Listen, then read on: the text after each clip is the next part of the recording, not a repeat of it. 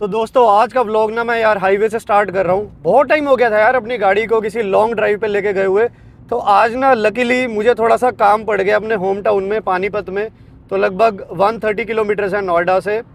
तो मुझे लगा कि मेरा काम भी हो जाएगा और साथ ना मैं आपसे कुछ इंपॉर्टेंट बातें कर लूँगा, क्योंकि ना आप लोगों के यार कितने भाइयों के इतने कॉमन कमेंट्स आ रहे हैं मेरे पास रिगार्डिंग कि हमारी ट्राइबर जो है वो माइलेज कितना दे रही है। तो मुझे लगा इससे बेस्ट मौका मुझे ना मिल नहीं सकता कि आपको मैं लाइव माइलेज दिखा दूंगा।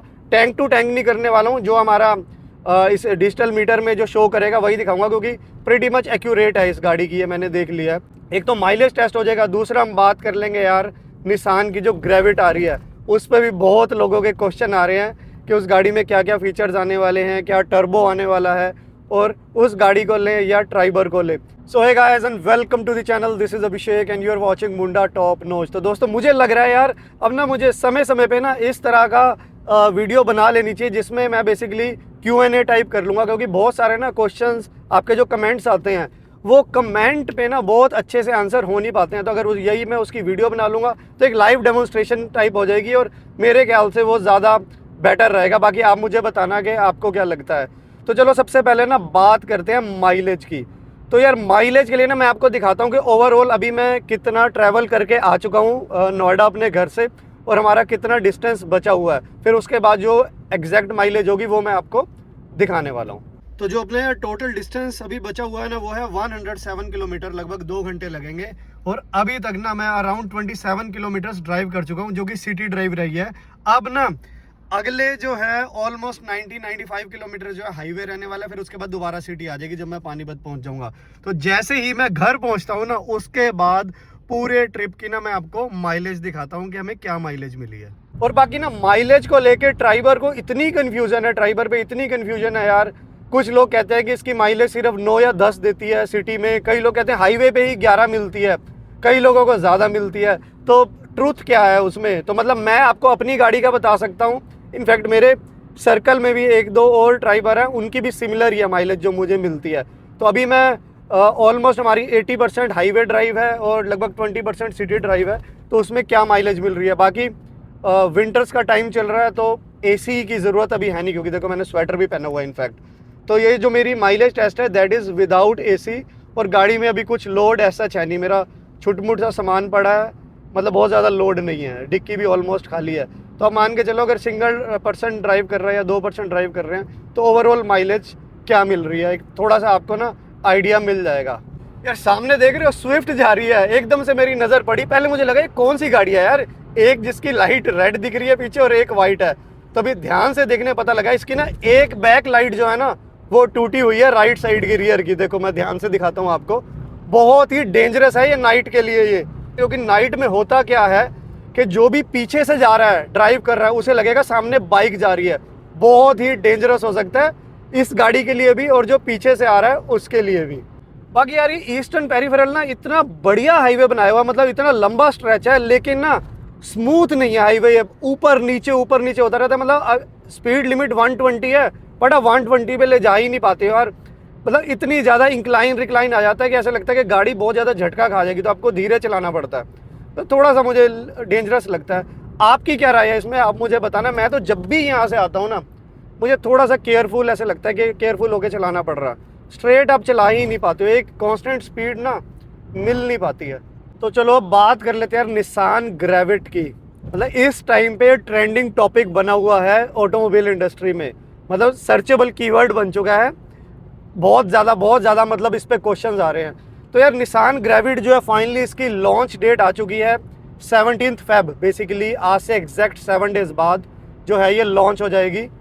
और क्या है गाड़ी में क्या फीचर आने वाले हैं, देखो मोर और लेस ये ट्राइबर ही है, क्योंकि बेसिकली यार ये निसान और जो हमारी रेनो है उसके अलायंस पे ही ये प्रोडक्ट आ रहा है। जैसे काइगर आई थी तो उसके साथ साथ मैग्नाइट लॉन्च करी गई थी, वैसे ही अब ये ट्राइबर के साथ जो है ये हमारी ग्रेविट आ रही है। फिर डस्टर लॉन्च होगी तो डस्टर के साथ निसान की टेक्टोन आ जाएगी। तो ये मोर और लेस सेम ही गाड़ियाँ रहने वाली है, लेकिन जो एक मेजर चीज़ वेरी कर रही है ना वो है इसका design element, design philosophy. Nissan जो है थोड़ा सा, अब अगेन डिज़ाइन जो है यार एक ये पर्सनल चॉइस होती है, सब्जेक्टिव होता है। तो मुझे ऐसा लगता है कि निसान का जो डिज़ाइन है ना थोड़ा सा मैचो और बोल्ड होता है रिनॉल्ट के कंपैरिजन में।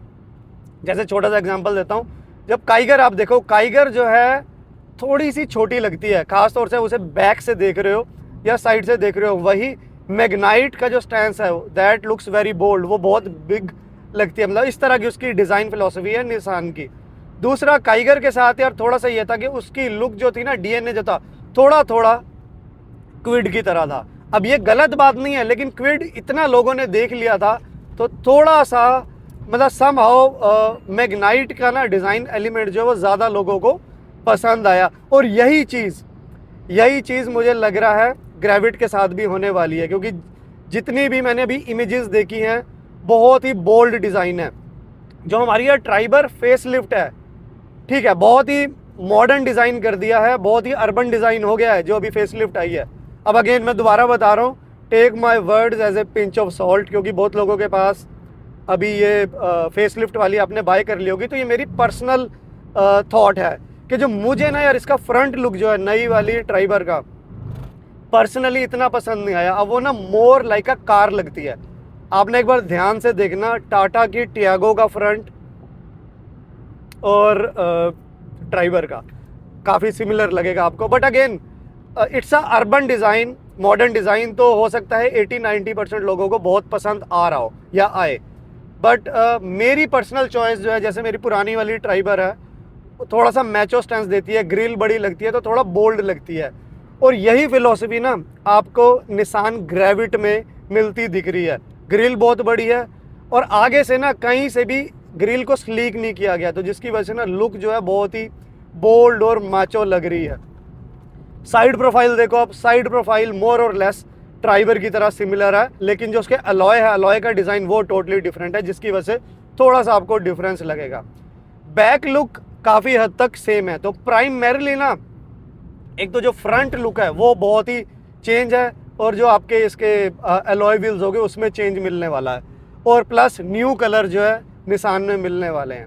साथ के साथ ना जो इंटीरियर एलिमेंट्स है वो मुझे ऐसा लग रहा है, क्योंकि अभी बहुत ज़्यादा डिस्क्लोज नहीं हुआ, बट ये आपको ट्राइबर से बेटर मिलने वाले हैं। जैसे जब काइगर भी लॉन्च हुई थी और मैग्नाइट लॉन्च हुई थी, तो मैग्नाइट में बहुत सारे एड ऑन फीचर थे। जैसे 360 कैमरा था जो काइगर में बाद में आया बेसिकली। तो बहुत सारे फीचर लोडेड प्रोडक्ट लॉन्च करती है निसान, क्योंकि यार उसको अपनी अब कहते हैं ना पकड़ बनानी है। अभी इंडिया से बहुत ज़्यादा पकड़ खो चुकी है, तो अभी उसको अब जो बेसिकली मिडिल क्लास सेगमेंट है ना, जो कम पैसे में बहुत ज़्यादा चाहता है, उस क्लास को पकड़ना है। तो इसके पास ये मेरे ख्याल से लास्ट 2 अपॉर्चुनिटी है, निसान ग्रेविट और एक जो इसकी डस्टर वाला टेक्टॉन आ रही है बेसिकली। तो ये लास्ट अपॉर्चुनिटी है। बट अगर आप, मेरा मानना ये है, अगर आप अभी ट्राइबर लेने की सोच रहे हैं ना, थोड़ा सा रुक जाओ यार, एक बार इसको ग्रेविट को लॉन्च करने दो। It's just a matter of few days. हो सकता है कि आपकी इंक्लिनेशन ना ग्रेविट पे ज़्यादा चल जाए। It turns out to be more value for money. बाकी इंजन जो है that is going to be same 1 litre natural aspirated engine के साथ आएगी, जो कि हमारी ट्राइबर में भी आता है। टर्बो देखने को नहीं मिलने वाला है, that is pretty much sure. तो उसको तो आप भूल ही जाओ। बाकी अब मुझे भी लगता है इतने लोगों के डिमांड आ गई है तो टर्बो बहुत जल्दी आ जाना चाहिए। बाकी यार 70 किलोमीटर की अपनी जर्नी जो है कंप्लीट हो चुकी है, और मेरे सामने ना आंखों के सामने माइलेज पे नज़र है, बहुत ही बढ़िया माइलेज मिल रही है। एग्जैक्ट माइलेज हमें क्या मिलती है वो मैं आपको घर पहुंच के बताऊंगा, कुछ मिनटों के लिए, बस कुछ मिनटों के लिए और वेट करें। लो ये आ गया टोल गेट। बाकी इसका डिज़ाइन देखो यार कितना यूनिक बनाया हुआ है। दूर से देखने पे ना बिल्कुल ऐसा लगता है कि कोई ऑक्टोपस ना यहाँ बीचों बीच जो है बैठी हुई है और उसके नीचे से हमें निकलना है। आप मुझे बताना आपको भी ऐसा फील देता है या नहीं देता है। लो जी, एनुअल टोल पास जिंदाबाद। अब ना यार एक और क्वेश्चन जो है जो मेरे पास बार बार आ रहा है, और वो है कि डैश कैम कौन सा ले। हालांकि मैं कई बार आंसर कर चुका हूँ। देखो यार, मैं ध्यान से सुनना, बिल्कुल स्पष्ट शब्दों में बताऊंगा। अगर 2 ही ब्रांड हैं अच्छे हैं, मतलब मैंने काफ़ी सारे ट्राई करे हैं और काफ़ी सारी, चलो मैं आपको बता देता हूँ, बहुत सारे क्रिएटर जैसे नहीं बताते हैं, काफ़ी सारी कंपनीज ने मुझे अप्रोच करा है, मैंने उनको प्रमोट नहीं करा। ध्यान से सुनना, 2 कंपनी बता रहा हूँ। एक नंबर 1 रेड टाइगर और नंबर 2 70 माई, उसे रखना नंबर 2 पे। Number 1 red tiger. अगर आपके पास बजट अच्छा है, अराउंड 25 से 30 हज़ार का बजट है, go with red tiger F17 elite. Red tiger F17 elite, जो कि मैंने अपने ट्राइबर में भी लगाया हुआ है, एक डेडिकेटेड वीडियो मैं इस पे बना चुका हूँ। अनमैच्ड क्वालिटी है, अनमैच्ड, और बहुत ही बढ़िया ब्रांड है। बजट अगर आपका 15 से 20 हज़ार के बीच में है, देन रेड टाइगर का ही एक और आया हुआ है, रेड टाइगर F17। जो पहले बताया था वो था F17 एलिट, जो अब बता रहा हूँ वो है red tiger F17 non elite. उसका प्राइस आई थिंक अराउंड 16,000 है। वो भी एलिट की तरह ही ट्रिपल चैनल डैश कैम है, फ्रंट कैमरा है, रियर कैमरा है, इंटरनल कैमरा है, बहुत ही बढ़िया क्वालिटी है उसकी भी। उससे थोड़ा सा डाउन है एलिट से, लेकिन आपको समझ पता नहीं लगेगा, मतलब ये बहुत ही टेक्निकल टर्म है, पता नहीं लगेगा। मतलब मेरे हिसाब से सबसे ज़्यादा मास सेलिंग प्रोडक्ट उनका यही है F17, जो अराउंड 16,000 है।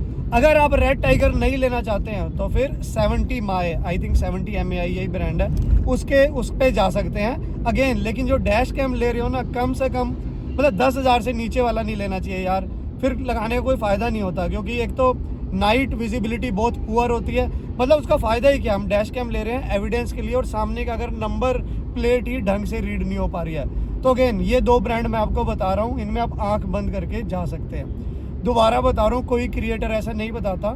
कितने सारे ब्रांड मेरे पास आए हैं कि हमारा ब्रांड प्रमोट करो मेरे पास। मैंने जैसे आपको लास्ट टाइम भी बताया था कि जो मेरे को यूज़ करूँगा, जो मुझे अच्छा लगेगा वो मैं आपको बताऊँगा, भले ही वो ब्रांड प्रमोशन हो या कुछ भी हो।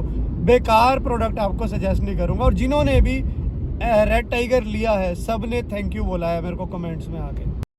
लो जी, पानीपत के जाम में आपका स्वागत है। अब ना पूरे मेरे घर तक ऐसा ही जाम मिलने वाला है। लो जी, आ गया home sweet home, and now it's time for mileage results. भाई ये गाड़ी ना हर बार कुछ नया सरप्राइज करती है, और आज का सरप्राइज देखो। हमने टोटल डिस्टेंस ट्रैवल किया है around 132 kilometres, fuel used 5.9 litre, और माइलेज देखो 22.3 की। अभी ये जो माइलेज थी ना, ये 23 प्लस थी, ये जाम की वजह से लगभग 1 डाउन हो गया, बट ओवरऑल माइलेज देखो यार। अब यार कौन कहता है कि ड्राइवर जो है ना माइलेज नहीं देती है? मेरे ख्याल से ये ना, इससे बड़ा लाइव प्रूफ, लाइव डेमोन्स्ट्रेशन मैं आपको दिखा नहीं सकता था इसकी माइलेज की। तो अब ना मैं एक काम करता हूँ, गाड़ी को अपनी करता हूँ ढंग से पार्क, क्योंकि आगे ना साथ में पड़ोसियों की गाड़ी लगी हुई है, ये हटवानी पड़ेगी। और उसके बाद ना घर खोल के मैं अंदर बैठ के ना आपसे फर्दर बात करता हूँ। चलो जी, खोला जाए।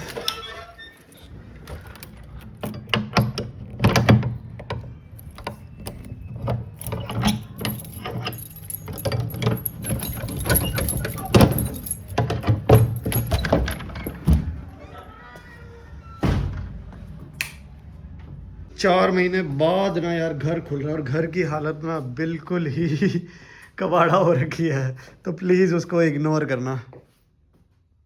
भाई कुछ भी कहो, आपका होम टाउन ना किसी भी हालत में हो, लेकिन ना जो सुकून आपको अपने होम टाउन वाले घर पहुंच के मिलता है ना, वो कहीं नहीं मिलता। मुझे कमेंट करके आप भी बताना कि आपको भी ऐसा लगता है। मतलब मैं जब भी यहाँ आता हूँ, भले ही कोई फ्रेंड मिले ना मिले, लेकिन ना चैन की नींद आती है यार। मतलब सुबह उठना बहुत मुश्किल हो जाता है, इतना रिलैक्स्ड सोता हूँ। बाकी ना आपको अब घर पे आया हूँ तो एक छोटी सी चीज़ दिखाता हूँ आपको, ना अपने बचपन की फ़ोटो दिखाता हूँ। देख रहे हो यहाँ सारी फ़ोटो लगी है। बाकी यार सिलन ने ना पूरा नाश मारा हुआ है। बाकी देख रहे हो चमकता हुआ चेहरा, ये आपके भाई का है। देख रहे हो एटीट्यूड जो है ना बचपन में भी कम नहीं था भाई का। तो चलो गाइस, आज का ये different style of vlog I hope आपको अच्छा लगा होगा। मैंने कहा घर जा रहा हूँ, कुछ डिफरेंट स्टाइल में ना इस बार शूट करते हैं, और उसको इन्फॉर्मेटिव बनाने की कोशिश भी करते हैं। आपके कुछ क्वेश्चंस ले लेते हैं। तो चलो अब मैं आपको मिलूंगा अगली वीडियो में। Bye bye, see you. भाई लोग अब तो सब्सक्राइब कर दो, मुंडा टॉप नॉच ब्रो, अब तो सब्सक्राइब कर दो।